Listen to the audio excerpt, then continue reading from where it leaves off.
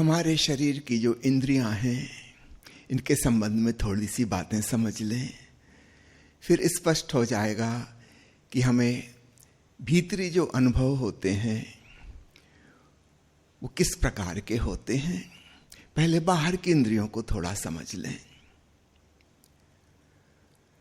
बाहर के जगत से जो भी सूचनाएं आती हैं, चाहे वे प्रकाश तरंगों के रूप में हो, चाहे ध्वनि लहरों के रूप में, चाहे सुगंध के छोटे छोटे पार्टिकल्स के रूप में, ये हमारी आंख, कान, नाक में पहुंचकर वहां एक विशेष प्रकार की विद्युत तरंग को पैदा करते हैं। वास्तव में हमारे भीतर न प्रकाश जाता, न सुगंध जाती, न स्वाद जाता, न ध्वनि जाती। मस्तिष्क में केवल विद्युत की लहर पहुंचती है। आंख का पर्दा है रेटिना, उस पर प्रकाश किरणें पड़ी। उन प्रकाश किरणों से वहां कुछ रासायनिक परिवर्तन हुए। उन रासायनिक परिवर्तनों से विद्युत तरंग पैदा हुई और ऑप्टिकल नर्व के द्वारा वह मस्तिष्क में ले जाई गई, जहां उसको डिकोड किया गया और मस्तिष्क ने जाना कि क्या देखा जा रहा है। अगर वास्तव में वह वस्तु सामने ना भी हो और यह विद्युत तरंग मस्तिष्क में पहुंचाई जा सके, तो भी हमें वह चीज नजर आएगी। अब इस प्रकार के वैज्ञानिक उपकरण बनने की संभावना हो गई है। हो सकता है 5-10 साल में उपलब्ध हो जाएं सब लोगों के लिए। बन तो गए हैं लेकिन अभी बहुत महंगे हैं, जिसमें हम बिना आंख के भी देख सकेंगे। अभी अंधों के लिए उपयोग में आने लगा है एक बहुत छोटा सा यंत्र है, वो चश्मा पहन के वह साइड में लगा दिया जाएगा। वस्तु को वह देखेगा, आंख का काम वह करेगा और उससे विद्युत तरंग पैदा होगी जो भीतर मस्तिष्क में पहुंच जाएगी और वह अंधा व्यक्ति भी देख पाएगा, बिना आंख के भी देख सकेगा। ठीक इसी प्रकार स्वाद के ऊपर भी बहुत प्रयोग चल रहे हैं, क्योंकि आज की एक विकराल समस्या है, लोग ओवर ईटिंग कर रहे हैं। खाने की टेबल पर बैठ जाते हैं, फिर भूल जाते हैं कि कितना खाना चाहिए, खाते ही जाते हैं, खाते ही जाते हैं। यदि इनके मस्तिष्क में स्वाद की विद्युत तरंग भेजी जा सके तो इनको संतोष हो जाएगा कि बहुत स्वादिष्ट खाना खा रहे हैं। चाहे खाने में बिल्कुल वह चीज ना हो, उससे कोई फर्क नहीं पड़ता। खाने में वही खाइए जो डॉक्टर ने बताया है स्वास्थ्य के लिए हितकर, और आप अपनी जीभ पर एक छोटी सी इलेक्ट्रिक प्लेट रख लेंगे और उससे मनचाही तरंगें आप पैदा कर सकते हैं। आपके पास पूरा मेनू का रिमोट कंट्रोल रहेगा। इडली डोसा का बटन दबाए तो इडली डोसा का स्वाद पहुंच जाएगा, रसगुल्ला का बटन दबाए तो रसगुल्ला का स्वाद आ जाएगा। जो भी स्वाद आप लेना चाहें, उस प्रकार की विशेष विद्युत तरंग पैदा हो जाएगी जीभ में। वह इंफॉर्मेशन मस्तिष्क को पहुंचा देगी। आपको यही पता चलेगा कि मैं ये चीज खा रहा हूं। अभी भी हमको वैसे ही पता चलता है और इसलिए धोखा दिया जा सकता है। उदाहरण के लिए, जीभ में जो टेस्ट बड्स हैं उनको ऐसा समझें कि वो ताला हैं और ये ताले एक खास चाबी से खुलते हैं। चाबी का शेप एक विशेष है। तो हमारे जीभ में 5 प्रकार के ताले हैं, खट्टा, मीठा, नमकीन, कड़वा इत्यादि स्वादों को जानने के लिए। तो 5 प्रकार की मुख्य चाबियां हैं, वो उनके एटॉमिक स्ट्रक्चर पर निर्भर है। समझो शक्कर है, वो हमें मीठी लगती है क्योंकि उसका जो खास स्ट्रक्चर है, उस ताले, वो चाबी एक खास ताले को खोलती है जहां से मस्तिष्क में खबर पहुंचती है कि मीठा खा रहे हैं। अब ये चाबी कोई सी भी हो सकती है, जरूरी नहीं कि शक्कर ही हो। मान ली सामान्यतः हम लोहे की चाबी यूज कर रहे थे, इससे कोई फर्क नहीं पड़ता। हम चांदी की बना लें, तांबे की बना लें, स्टील की बना लें, सोने की बना लें, शेप वही होने चाहिए बस। उस शेप से वो ताला खुल जाएगा। तो वैज्ञानिकों ने उपाय खोज लिए। नकली शक्कर, आर्टिफिशियल स्वीटनर्स, सैक्रीन और दूसरे प्रकार के शुगर फ्री, जिसमें शुगर है ही नहीं लेकिन उसका केमिकल स्ट्रक्चर वैसा ही है जैसा कि शुगर का होता था। तो वहां पर स्ट्रक्चर काम करेगा। चाबी किस मेटल से बनी इससे कोई फर्क नहीं पड़ता, उसका शेप काम करेगा। और हमें धोखा हो जाता है कि हम मीठा खा रहे हैं। इसी प्रकार मक्खन, घी इत्यादि के धोखे दिए जा सकते हैं। उस पर रिसर्च वर्क चल रहा है कि आप खाइए रूखा सूखा भोजन, लेकिन उसमें वो केमिकल मिला रहेगा जो कि एक्चुअल मक्खन या घी नहीं है। लेकिन जीभ को क्या पता, वो समझेगी कि आप मक्खन घी खा रहे हैं, बहुत स्वादिष्ट भोजन है। अभी थोड़े दिन पहले चंद्रयान भेजने वाली संस्था इसरो के डायरेक्टर ने एक वीडियो में घोषणा की है कि भविष्य में हमें चंद्रमा पर या मंगल ग्रह पर जाने की खुद जरूरत नहीं पड़ेगी। वहां जो रोबोट होगा उसके पास सारी इंद्रियां होंगी जैसी हमारी हैं, और वहां जो विद्युत तरंग पैदा होगी उसको वहां की जमीन का स्पर्श करके पैरों में पता चलेगा, उसके आंखों से वो देखेगा, रोबोट की आंखें, लेकिन वहां से विद्युत तरंग पैदा हो जाएगी। उसकी वाईफाई यहां कमरे में बैठे बैठे उस वैज्ञानिक को मिल जाएगी, और इसको ठीक वही अनुभव होगा जो रोबोट वहां अनुभव कर रहा है। तो भविष्य में किसी को कहीं जाने की जरूरत नहीं है, आपको सिर्फ कनेक्ट करना है।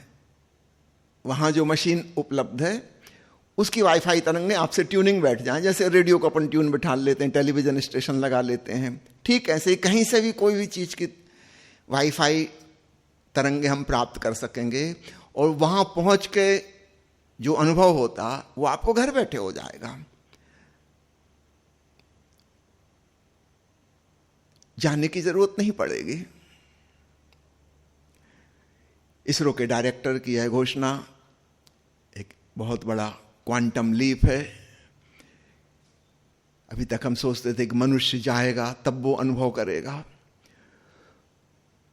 अब कोई जरूरत नहीं, आपको अमेरिका घूमने जाना है तो अमेरिका में जो रोबोट रखा है आपको सिर्फ उससे नंबर मिलाना है अपना, वो जो अनुभव कर रहा है वो सब अनुभव आपको यहीं बैठे हो जाएंगे। अगले सेकंड आप सोचते कि नहीं मजा नहीं आ रहा, ऑस्ट्रेलिया जाना है, तो ऑस्ट्रेलिया से नंबर मिला लिया, वहां जो भी अनुभव होता है वो आपको यहीं बैठे अनुभव हो जाएगा। मस्तिष्क तक तो केवल विद्युत तरंगें जाती हैं, उनको भेजने का कृत्रिम उपाय किया जा सकता है। अब दूसरी बात समझना कि हम इंद्रियों को जितनी ज्यादा इंफॉर्मेशन देते हैं, धीरे धीरे हमारी इंद्रियां डल हो जाती हैं और उस एक्साइटमेंट करने वाली जो सूचना थी उसके प्रति असंवेदनशील हो जाती हैं। एक आदमी शराब पीता है, पहले एक पैग में ही उसे नशा आ जाता था, फिर धीरे धीरे एक पैग में नहीं आएगा, अब 2 पैग चाहिए, धीरे धीरे और ज्यादा चाहिए। जो अच्छे पियक्कड़ हैं, सालों साल से पी रहे हैं, वो कितनी ही पी लें, अन्य लोगों को पता नहीं चलता कि वो नशे में हैं, क्योंकि वो अभ्यस्त हो गए। इतनी शराब की डोज उनके मस्तिष्क को प्रभावित नहीं करती, मस्तिष्क डल हो गया। यदि आप मिर्च मसाले वाला खाना खाते हैं, जीभ को बहुत ज्यादा उत्तेजना देते हैं, तो धीरे धीरे आपकी जीभ डल होती जाएगी, असंवेदनशील हो जाएगी। अब इससे भी ज्यादा मसाले चाहिए, फिर उतने खाने लगो तो 2-4 महीने बाद फिर उससे भी ज्यादा तेज मिर्च चाहिए। यही बात अन्य सब चीजों पर लागू होती है। कोई जोर के वॉल्यूम में धूम धड़ाके वाला संगीत सुनता है, आधुनिक वेस्टर्न म्यूजिक, धीरे धीरे उसके कान सूक्ष्म मधुर संगीत को सुनने में विफल हो जाएंगे। अब उसको वो आवाज जैसी ही नहीं लगती, अब और ज्यादा धूम धड़ाका चाहिए। जो लोग डीजे सुनने के आदी हो गए, फिर उन्हें भारत का शास्त्रीय संगीत जैसा ही नहीं लगेगा, उनको कुछ सुनाई ही नहीं देगा कि क्या। उनके कान काफी मात्रा में बहरे हो गए। तो स्वाद से, संगीत से हम समझ सकते हैं, ठीक वही बात आंखों पे लागू होती है। जो लोग तेज भड़कीले रंग देखने के आदी हैं, खूब तेज रोशनी में रहने के आदी हैं, धीरे धीरे उनकी आंख अंधी होती जा रही है। अब इससे और ज्यादा उत्तेजना हो तो ही उनको लगेगा कि कुछ रौनक है, वरना सब मरा मरा सा लगेगा। मृदु और सौम्य रंग उन्हें रंग ही नहीं लगेंगे, भड़कीले और उत्तेजक रंग चाहिए, तीव्र प्रकाश चाहिए। इसका मतलब हुआ हम जिस भी इंद्री को ज्यादा उत्तेजना देंगे वह उतनी ही मरती जाएगी। उसको चौंकाने के लिए, जगाने के लिए अब और बड़े शॉक्स चाहिए जो बिल्कुल झकझोर दें। इसका मतलब हुआ इस दिशा में अगर हम आगे बढ़ते गए तो धीरे धीरे हमारी इंद्रियां समाप्त ही हो जाएंगी। अब इसका रिवर्स समझिए, उल्टा। हम जितने माइल्ड, मृदु, कम वॉल्यूम की आवाज, फीके स्वाद, उसमें रस लेते हैं, उतनी ही हमारी संवेदनशीलता और चेतना बढ़ती जाएगी। हम ज्यादा सेंसिटिव हो जाएंगे। धीरे धीरे हम सादा पानी भी पिएंगे, उसमें भी बहुत आनंद का अनुभव होगा।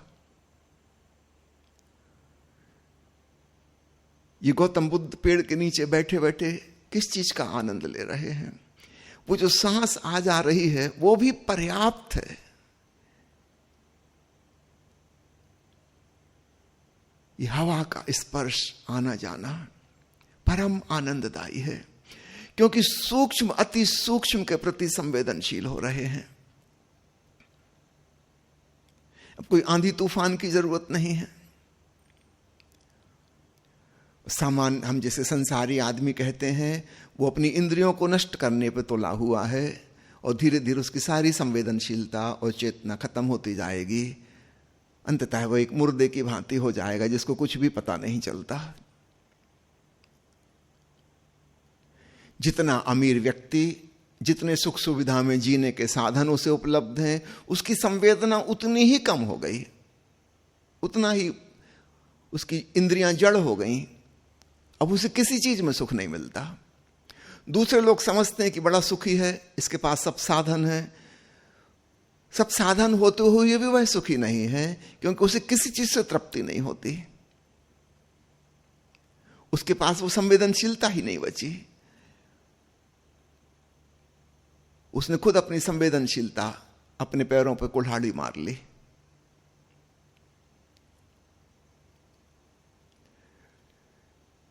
आध्यात्मिक साधना करने वालों को यह बात बहुत पहले समझ में आ गई और उन्होंने एक उपाय खोजा कि उत्तेजना कम से कम दो, जितनी कम हो सके, बिल्कुल नहीं के बराबर। उसमें सुख लेना सीखो और तब अतीन्द्रिय अनुभवों में प्रवेश हो जाता है। हमारे देश में ब्रह्म मुहूर्त की बड़ी महिमा गाई गई।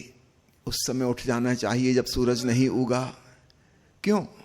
क्योंकि उस समय जो रोशनी है, अभी रात पूरी गई नहीं, अभी दिन पूरा आया नहीं, मध्य का संधि काल है, इसलिए उसको संध्या कहा जाता है। तो सुबह भी एक संध्या होती है और एक शाम को संध्या होती है। उस संध्या काल में जो हल्की सी रोशनी है, अभी स्पष्ट भी नहीं है कि सूरज कहां से उगेगा, इतनी हल्की रोशनी है। जो व्यक्ति उसके प्रति सजग होने लगा, उसका मजा लेने लगा, ये अपनी आंखों को ट्रेंड कर रहा है, प्रशिक्षित कर रहा है सूक्ष्म को देखने के लिए।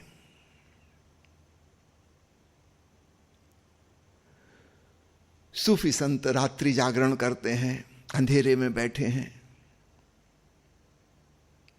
प्रतीक्षा कर रहे, देख रहे। सूक्ष्म से सूक्ष्म के प्रति हम अभ्यस्त हो जाएं।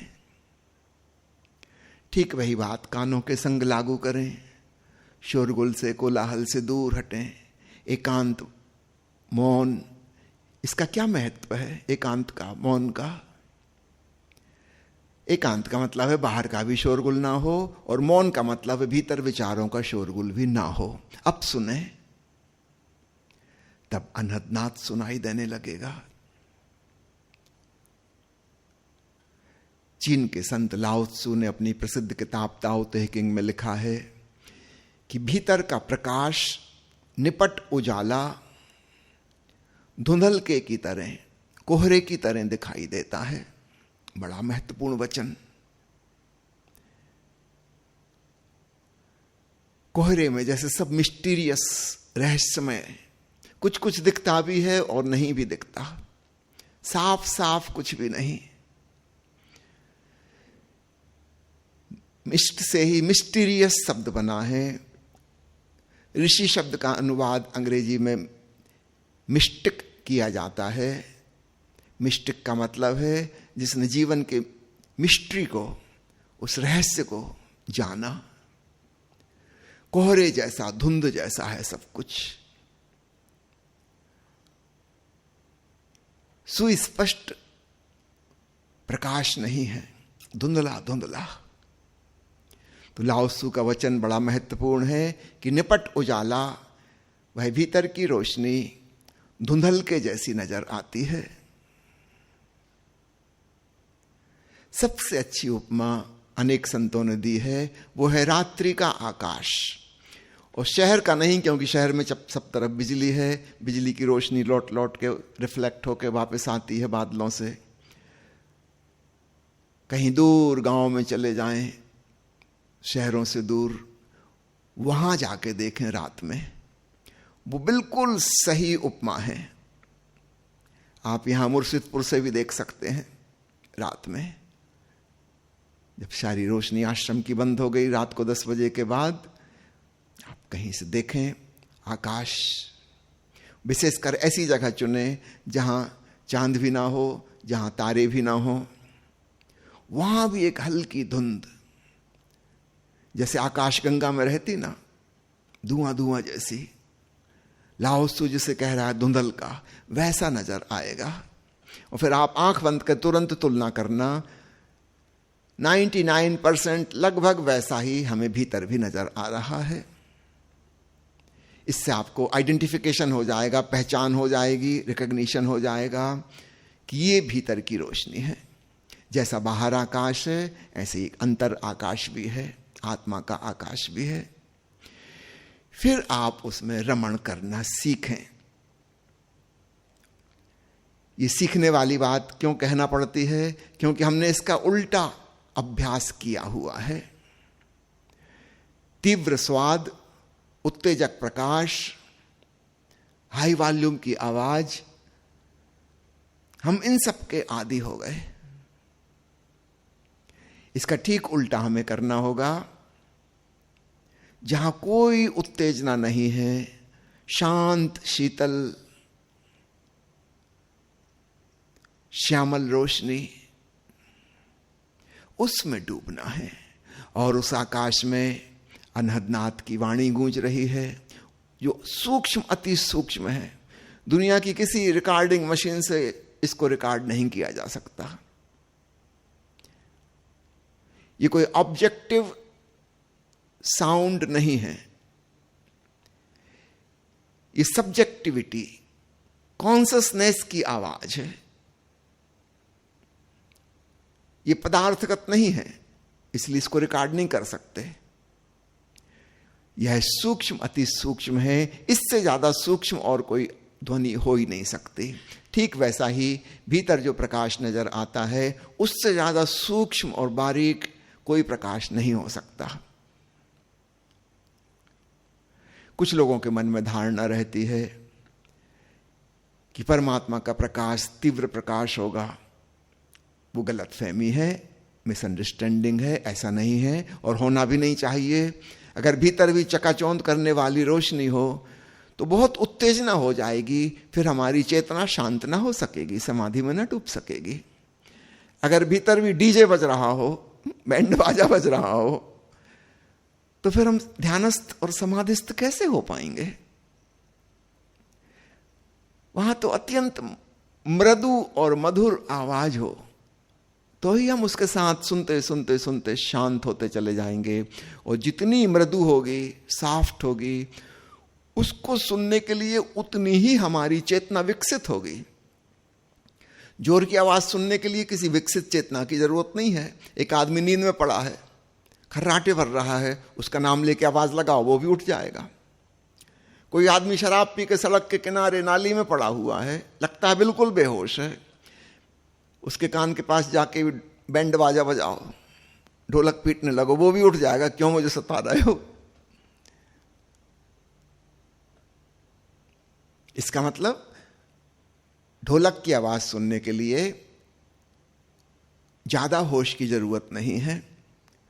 शराब पिया हुआ आदमी भी सुन सकता है, नींद में सो रहा खर्राटे भरने वाला आदमी भी सुन सकता है, क्योंकि जोर की आवाज है, स्थूल चोट है, हथौड़े जैसी कान पे पड़ी, आदमी तिल मिला के उठ गया।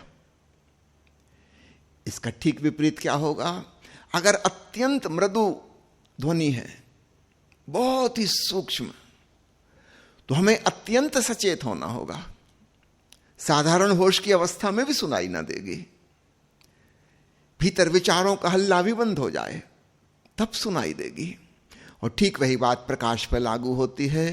यदि भीतर चकाचौंध वाली रोशनी हो तब तो शांत होना ही मुश्किल हो जाएगा। नहीं, बिल्कुल मृदु प्रकाश, जिसको संतों ने आलोक या आभा कहना ज्यादा पसंद किया है प्रकाश की बजाय। आलोक आभा का मतलब होता है ऐसी मध्यम रोशनी जिसका स्रोत हम नहीं देख सकते। जैसे मैंने कहा, ब्रह्म मुहूर्त में जो रोशनी है, सोर्सलेस लाइट, कहां से आ रही पता नहीं, बस है।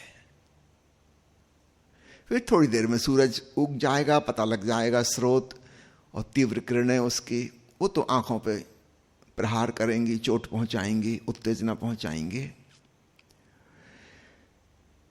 तो समाधि की अवस्था में ऐसी सूक्ष्म रोशनी जानी जाती है, ऐसी सूक्ष्म ध्वनि सुनी जाती है